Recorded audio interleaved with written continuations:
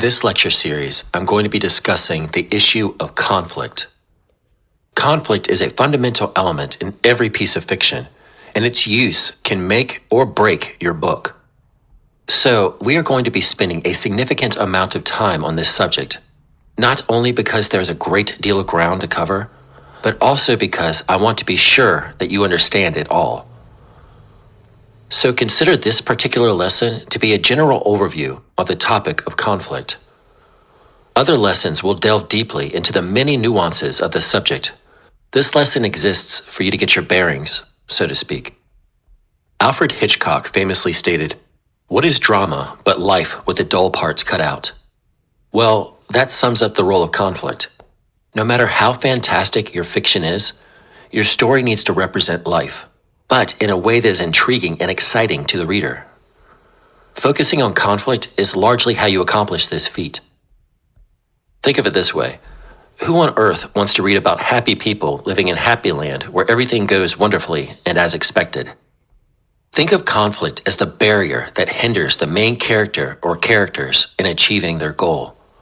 Actually, what I'm about to say is going to confuse you, but don't worry about that for now. Just tuck this sentence into the back of your mind. Conflict is the device you use to teach your protagonists what they need, as opposed to what they want. Okay, so generally speaking, how do you determine what conflict to use in your story? Well, before you answer that question, you need to first determine who the characters are that you need to evolve throughout the story. Then ask what barriers would best stand in the way of these characters achieving their goals. Then take setting into consideration. Obviously, conflict would look different in a historical piece than it would in a story set in the future. Just as a cowboy would face different conflicts than a sailor.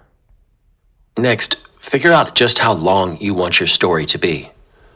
If you are set on writing a 400-page book, then you need to make sure that your conflict can hold up for that many pages. On the flip side, if you're trying to make a relatively short book, be aware that your conflict cannot be enormous. That said, I must caution you that when it comes to conflict, it is better to have too much than too little.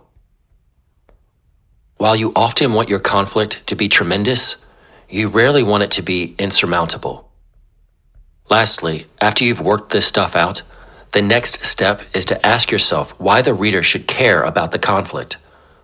What would make you care about this conflict?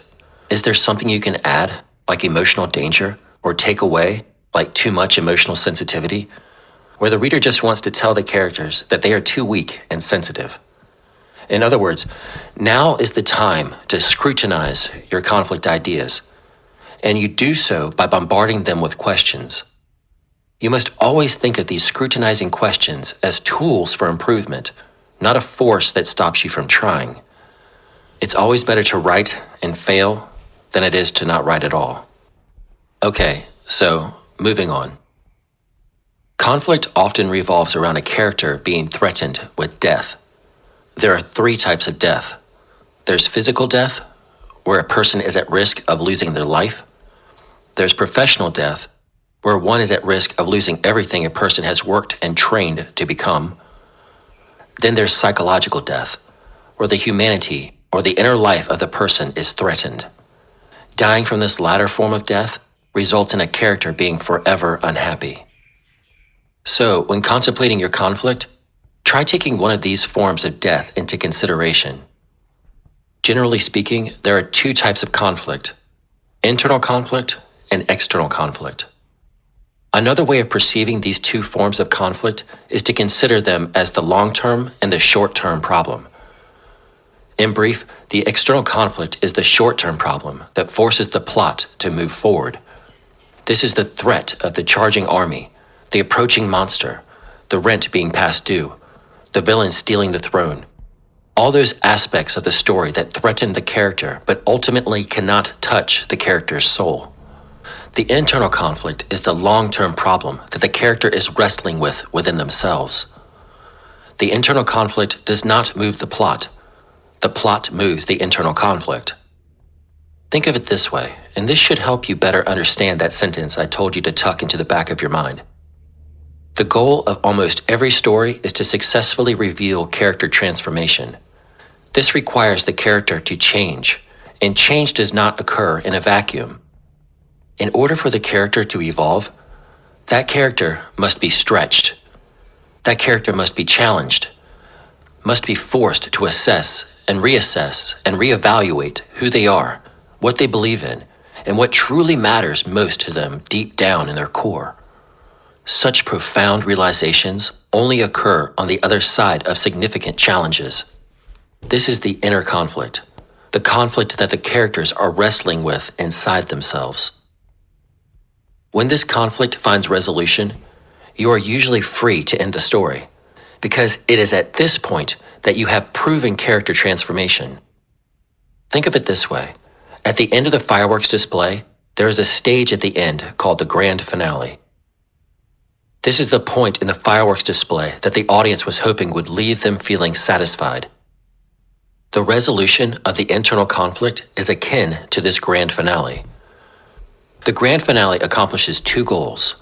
One, it wants to make the audience feel satisfied. And two, its conclusion tells the audience that the show is over. The external conflict is the majority of the fireworks that make up 80% of the show. It's what kept the audience mesmerized while in waiting for that grand finale. Now, to push the point further, the grand finale only has significance because of the 20 or 30 minutes of fireworks that preceded it. The audience would feel less fulfilled if the fireworks show was just an intense 3 minutes display. In other words, your internal conflict needs your external conflict for it to mean anything. Still confused? Here, let me try to explain this a different way. Your story's internal conflict is your primary focus.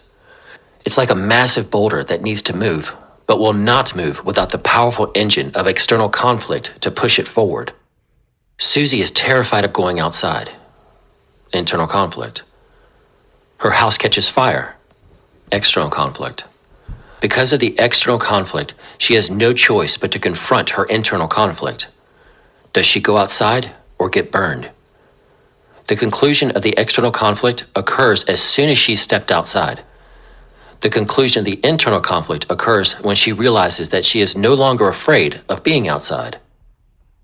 Don't worry if you're still confused. I elaborate on all of this in other lectures.